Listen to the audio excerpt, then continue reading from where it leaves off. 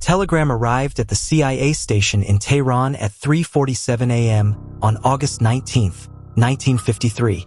For words, "Execute Operation Ajax immediately." Within hours, mobs flooded the streets. Radio stations went silent. Tank battalions switched sides. By nightfall, Iran's democratically elected Prime Minister Mohammad Mossadegh was under arrest, and the Shah was flying back from Rome to reclaim his throne. What the Iranian people didn't know was that their revolution had been bought and paid for by the American taxpayer. Kermit Roosevelt Jr., grandson of President Theodore Roosevelt, sat in a safe house in Tehran counting stacks of Iranian currency. The CIA had allocated $3 million to topple Mossadegh's government. Roosevelt would later write that it was money well spent. But this wasn't about democracy. It wasn't about freedom. It was about oil. 2 years earlier, Mossadegh had done something unthinkable. He had nationalized the Anglo-Iranian Oil Company, Britain's most profitable overseas asset. British petroleum executives watched their Iranian oil revenues disappear overnight. They turned to their American allies for help. The problem was Mossadegh himself. He wasn't a communist dictator or religious extremist. He was a Harvard-educated lawyer who had been democratically elected by the Iranian parliament. Time magazine had named him Man of the Year in 1951. His crime was believing that Iran's oil should belong to Iran. CIA documents declassified in 2013 reveal the extent of American involvement. Agency operatives bribed military officers, newspaper editors, and street thugs. They spread propaganda claiming Mossadegh was a Soviet puppet. They organized fake communist rallies to justify a military crackdown. Operation Ajax worked flawlessly. The Shah returned to power and immediately reversed the oil nationalization. American and British companies regained control of Iranian petroleum. Iran became one of America's closest allies in the Middle East. But there was a price for this victory. To keep power, the Shah needed to silence dissent. The CIA helped him create SAVAK, Iran's secret police force. American advisors trained SAVAK agents in interrogation techniques. They provided equipment for surveillance and torture. For the next 25 years, SAVAK operated with impunity. Political prisoners filled Iranian jails. Torture became routine. Opposition voices disappeared. The Iranian people lived under a Western-backed dictatorship that crushed any hope of democratic reform. Young Iranians grew up knowing their government served foreign interests, not their own. They watched American oil executives get rich while most Iranians remained poor. They saw their traditional culture replaced by Western consumerism. Resentment built slowly, quietly, like pressure in a sealed container. By the 1970s, that container was ready to explode. The revolution began with small protests. Students at Tehran University demanded political reforms. Religious leaders called for a return to Islamic values. Workers struck for better wages. The Shah's security forces responded with violence, but the protests only grew larger. On January 16, 1979, Mohammad Reza Pahlavi, the last Shah of Iran, boarded a plane and fled his country forever. 2 weeks later, Ayatollah Ruhollah Khomeini returned from exile to lead the Islamic Revolution. American officials watched in disbelief as their closest Middle Eastern ally collapsed. They had spent 25 years propping up the Shah's regime. They had invested billions in military aid and oil infrastructure. Now it was all gone. On November 4, 1979, Iranian students stormed the American embassy in Tehran. They took 52 American hostages and held them for 444 days. For most Americans, this was when Iran became the enemy. But for Iranians, it was payback for 1953. The hostage crisis dominated American television for over a year. Every night, Walter Cronkite ended the CBS Evening News by counting the days of captivity. Iranian protesters burned American flags and chanted, "Death to America." The images were seared into American consciousness. What viewers didn't see was the context. The students weren't motivated by religious extremism or anti-Western hatred. They were responding to decades of American interference in their country. Many of them had parents who remembered Mossadegh's overthrow. They had grown up under SAVAK's repression. From their perspective, they were fighting for independence. But nuance doesn't sell newspapers or win elections. American politicians found it easier to portray Iran as an irrational enemy than to explain the complex history of US-Iran relations. The narrative was simple. Iran was evil, America was good, and any attempt at diplomacy was weakness. This narrative served certain interests very well. Defense contractors saw opportunities for new weapons sales. Oil companies could justify higher prices by pointing to Middle Eastern instability. Politicians could win votes by promising to get tough on Iran. The Iran-Iraq War began in 1980 when Saddam Hussein invaded Iran. American officials saw an opportunity to weaken their new enemy. They began secretly supporting Iraq with intelligence, weapons, and financial aid. Donald Rumsfeld, then a private citizen, met with Saddam Hussein in Baghdad in 1983. Officially, he was discussing trade opportunities. Unofficially, he was delivering American support for Iraq's war effort. The Reagan administration provided satellite intelligence that helped Iraqi forces target Iranian positions. American companies sold chemical weapons precursors to Iraq, knowing they would be used against Iranian soldiers and civilians. When the United Nations tried to condemn Iraq's use of chemical weapons, the United States blocked the resolutions. The war lasted 8 years and killed over 1 million people. Iran's economy was devastated. Its military was depleted. From an American perspective, the policy was working perfectly. Iran had been contained and weakened without a single American soldier being deployed. But the strategy had unintended consequences. The war strengthened Iran's hardline clerics who used the conflict to justify authoritarian rule. Moderate voices were silenced as traitors. Iran's isolation pushed it toward developing asymmetric capabilities, including ballistic missiles and unconventional warfare tactics. The Iran-Contra scandal revealed the contradictions in American policy. While publicly supporting Iraq and maintaining an arms embargo against Iran, the Reagan administration was secretly selling weapons to Iranian moderates. The profits were illegally diverted to fund Contra rebels in Nicaragua. When the scandal broke in 1986, it exposed the cynical nature of American foreign policy. Iran wasn't an implacable enemy after all. American officials were willing to deal with Iranian leaders when it served their interests. The moral clarity of the anti-Iran narrative began to crack. But the damage was already done. Iranian moderates who had cooperated with American officials were discredited. Hardliners pointed to the secret dealings as proof that America couldn't be trusted. The scandal strengthened exactly the forces it was supposed to undermine. Throughout the 1990s, American policy toward Iran remained stuck in the same pattern. Economic sanctions were imposed to pressure the Iranian government. Military threats were made to deter Iranian regional ambitions. Diplomatic overtures were rejected as signs of weakness. The sanctions had little impact on Iran's nuclear program or regional behavior. Instead, they strengthened the Revolutionary Guard's control over the Iranian economy. Black market networks emerged to circumvent trade restrictions. Ordinary Iranians suffered while the regime found new revenue sources. Iranian reformers like President Mohammad Khatami tried to improve relations with the United States. They condemned terrorism, offered cooperation on Afghanistan, and reached out to the American people. Their gestures were largely ignored by Washington. After September 11th, Iran provided crucial intelligence that helped American forces defeat the Taliban in Afghanistan. Iranian leaders saw an opportunity to reset relations with the United States. They hoped that cooperation against common enemies might lead to broader diplomatic engagement. Instead, President George W. Bush included Iran in his axis of evil along with Iraq and North Korea.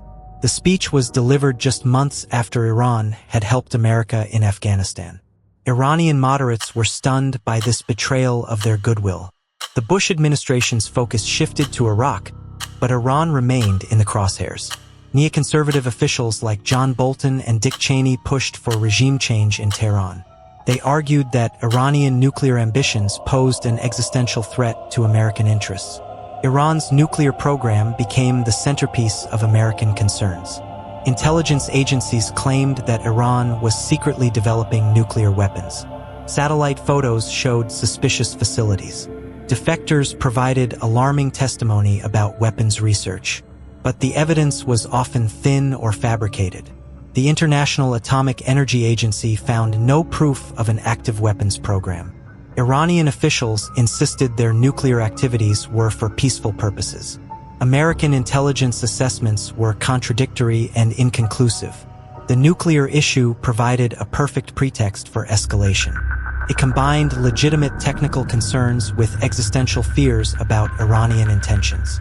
Politicians could point to the specter of nuclear terrorism while defense contractors sold missile defense systems to nervous allies. Israeli intelligence agencies had their own reasons for promoting the Iranian nuclear threat. A nuclear-armed Iran would challenge Israel's regional monopoly on nuclear weapons. Israeli officials lobbied hard for American military action against Iranian facilities.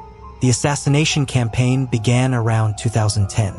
Iranian nuclear scientists started dying in car bombings and shootings. Mostafa Ahmadi Roshan was killed by a magnetic bomb attached to his car in Tehran traffic. Majid Shariari died in a similar attack 6 months earlier.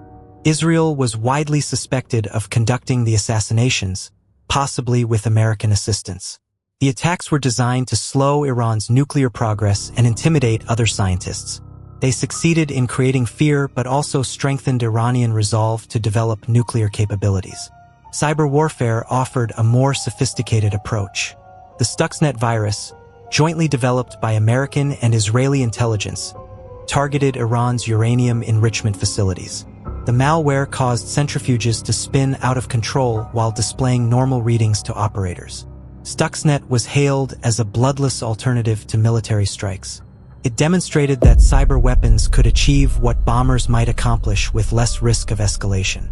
But it also opened a new front in the conflict and showed Iran that America was willing to attack its infrastructure.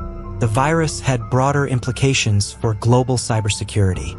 Once released, Stuxnet spread beyond its intended targets and revealed new vulnerabilities in industrial control systems. It normalized cyber attacks on civilian infrastructure and established precedents that would later be used against American targets. Barack Obama's presidency brought new opportunities for diplomacy. The president was willing to engage directly with Iranian leaders. He imposed harsh sanctions to pressure Iran, but also offered negotiations to resolve the nuclear dispute. Secret talks began in Oman between American and Iranian officials. The discussions were kept hidden from Congress and regional allies who opposed any deal with Iran. Gradually, the outlines of an agreement began to emerge. Iran would accept strict limits on its nuclear program in exchange for sanctions relief. International inspectors would monitor compliance. The deal would prevent an Iranian nuclear weapon while avoiding military conflict. Opposition to the negotiations was fierce. Israeli Prime Minister Benjamin Netanyahu addressed Congress to warn against trusting Iran.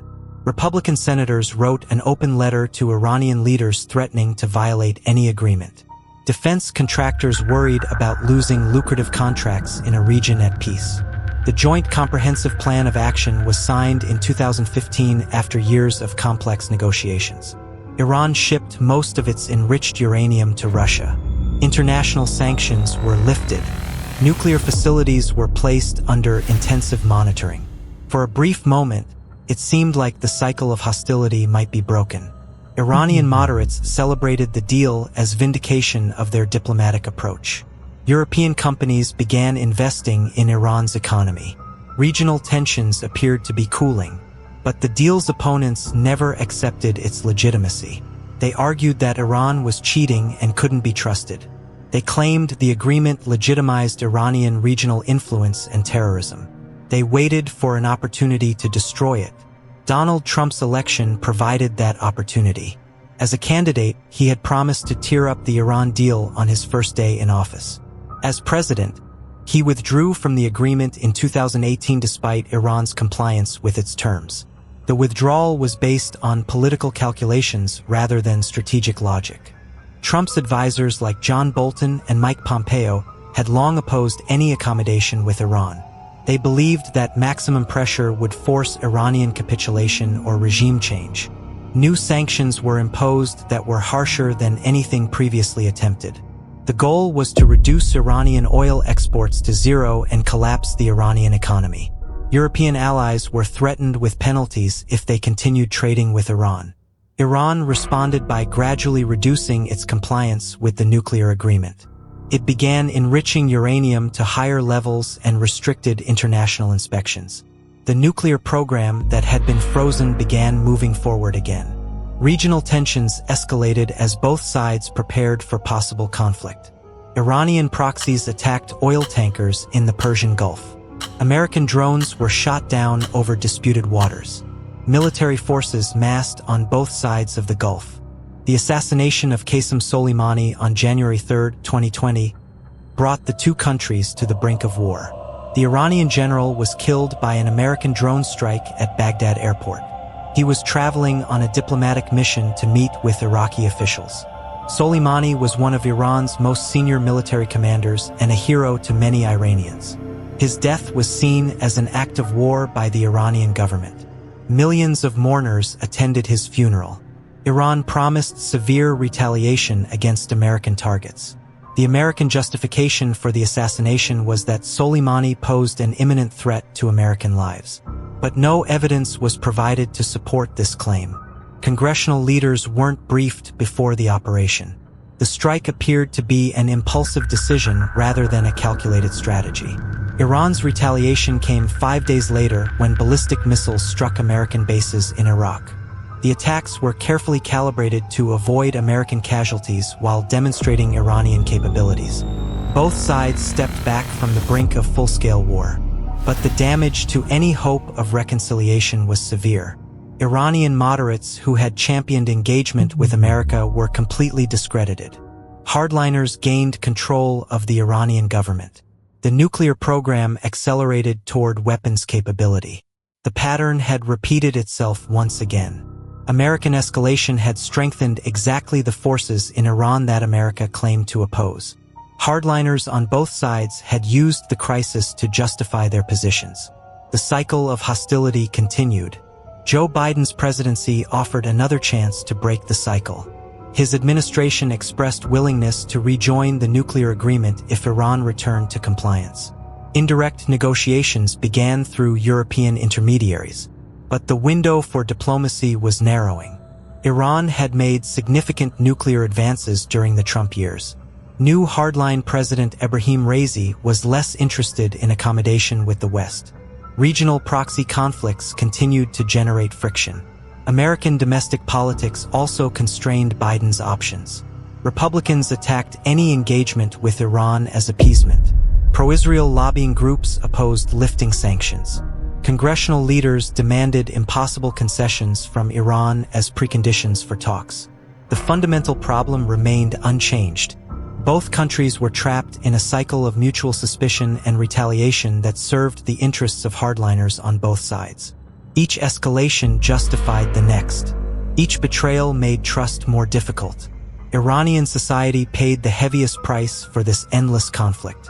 Economic sanctions devastated ordinary families while enriching regime cronies. Political repression intensified as leaders used external threats to justify internal control. Young Iranians grew up in a country isolated from the world. American society paid its own price in resources and reputation. Trillions of dollars were spent on military buildups and interventions. Diplomatic alternatives were abandoned in favor of force. America's standing in the region declined as conflicts multiplied. The real winners were those who profited from perpetual hostility.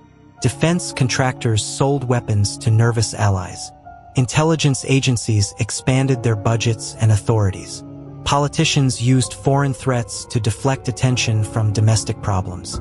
The Iran story reveals how enemies are manufactured through policy choices rather than inevitable conflicts. Each generation of leaders inherited assumptions and grievances from their predecessors. Each side's actions confirmed the other's worst suspicions about hostile intentions. Breaking this cycle would require leaders willing to acknowledge past mistakes and take risks for peace.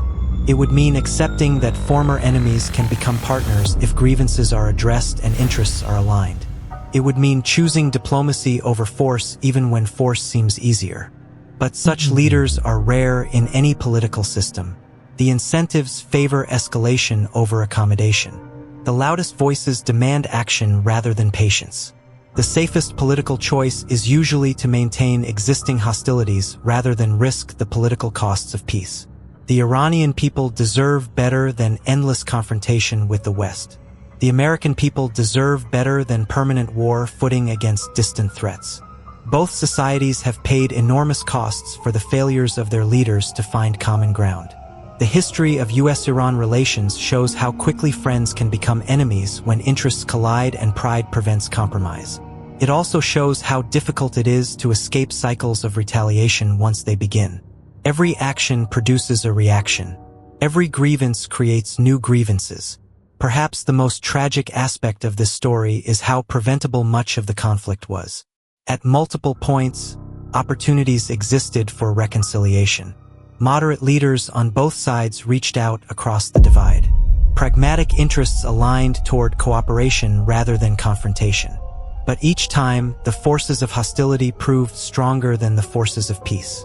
Hardliners on both sides sabotaged diplomatic progress. External actors with their own agendas intervened to prevent reconciliation. Short-term political calculations overrode long-term strategic thinking. The Iran playbook isn't unique to Iran. Similar patterns can be seen in American relations with other countries that have moved from ally to enemy. Yesterday's friends become today's threats through the same processes of misunderstanding, betrayal, and escalation. Understanding this history doesn't excuse Iranian actions or justify Iranian policies. The Islamic Republic has made its own choices and bears responsibility for its own failures. But it does help explain how we arrived at the current situation and what might be done differently. The question isn't whether Iran is a perfect democracy or whether its leaders are saints. The question is whether endless hostility serves American interests better than pragmatic engagement. The evidence suggests that 70 years of confrontation has strengthened exactly the forces in Iran that America opposes. If you've made it this far, comment the word manufactured. We'll know you're one of the few who still pays attention.